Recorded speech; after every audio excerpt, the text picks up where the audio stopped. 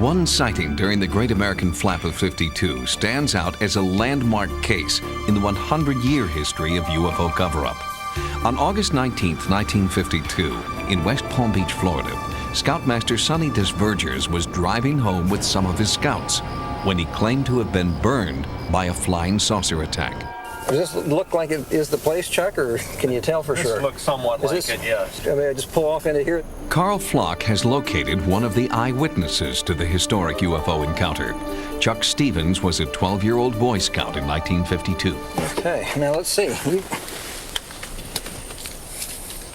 Now you guys, you stayed with the car back on the road, is that right? Yes, we did. Okay. And then let's see, he came in straight off the road and straight back into here? Went straight back into the woods, yes. Okay. Carl hoped to jog Chuck's memory of the event by walking him back to the area where the scouts had had their terrifying UFO encounter. Well, I believe initially when we were heading south on Military Trail, we saw one white light where light shouldn't be. Chuck recalled the night clearly.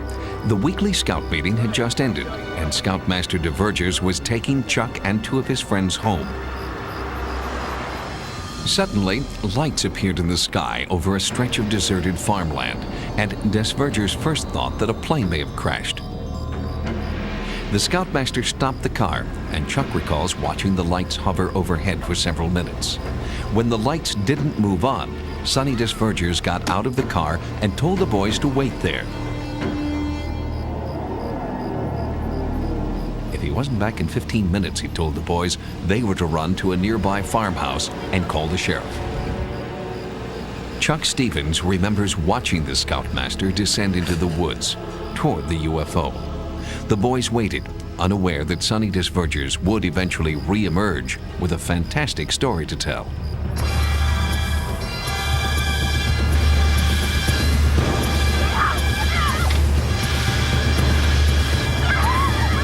We were running down the middle of the road.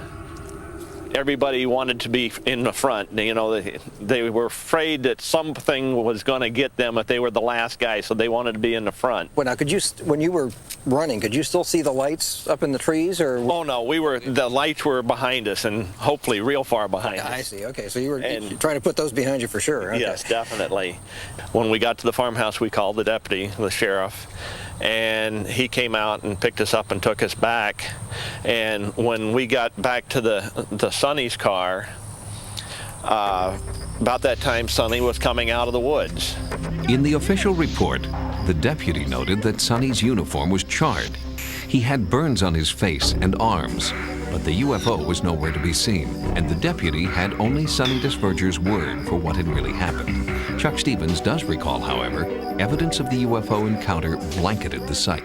On the pine trees where a limb had broken off, like an example, this spot right here, it had popped out and the sap was running down the tree. I see. And was there any other evidence of the incident? Anything that was dropped on him? Or the vegetation around there was wilted from, looked like what I took from intense heat. And we had reportings later that their findings was that the soil in the area that Sonny had indicated was singed or heated immensely 16 to 18 inches below the ground surface. Now, declassified Blue Book files back up the remembrances of a 12-year-old boy, and the once secret report reveals that it isn't just ufologists who've been interested in this case. Page after page of data, photo after photo of the site, physical evidence taken by Air Force personnel just hours after the incident. It's all still part of the government file on the Scoutmaster incident. The one feature of this case that is extremely puzzling, because otherwise it could easily be written off and would have been a long time ago as a hoax, is the physical evidence embodied in the vegetation that was collected by the Air Force. Although there are some possible ways to explain it, nobody has satisfactorily done so to date, as far as I know. So why isn't this story as big as Roswell? How did the Air Force keep the lid on a UFO encounter where they had collected real physical evidence? It was simple. The government knew that the best way to silence the story was to let Sonny DesVergers keep talking. He was a braggart, embellishing the story with each retelling. He was branded a liar. Lifelong resident Vicki Oakes remembers what happened next. Well, how was he treated? What was it that caused you to be... He was fired. He was discharged as a scout leader. And he was labeled a liar and a cheat. And I just thought that was horrible. Sonny dropped out of town, dropped out of sight, and has never been heard from since. All attempts to find him have failed. I was rather disgusted with the way the man was treated.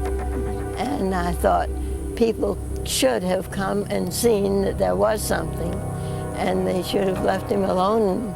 Vicki Oakes also revealed that she saw evidence of Sonny's encounter more than a year later. We were quite surprised to find that there wasn't any growth in that big circle. So it was an area, a circular area? It was a circular area, and it had been burned, singed or something. Anyway, it was there still as it had been when they left it. And I thought, well, now, why couldn't somebody have come out and found out that his evidence and not treated that poor man so badly?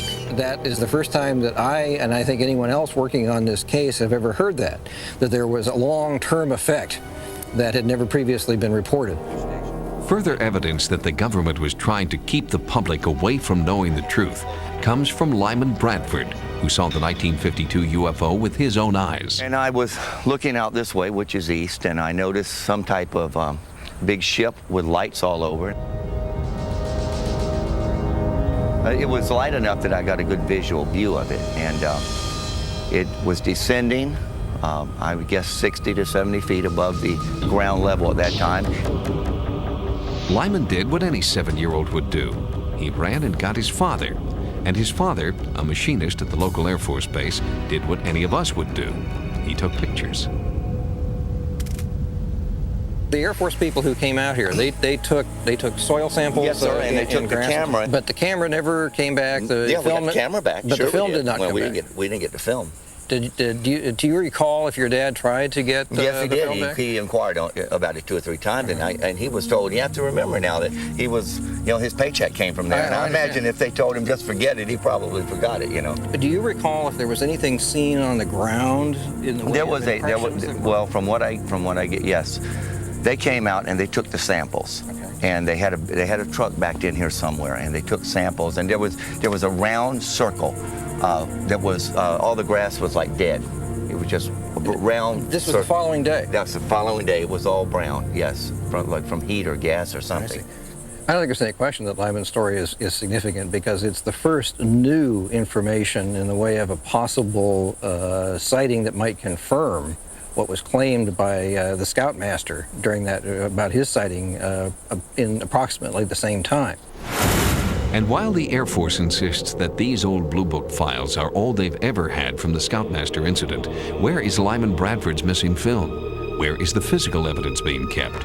And where is Sonny DesVergers and the secrets he may have taken with him to the grave?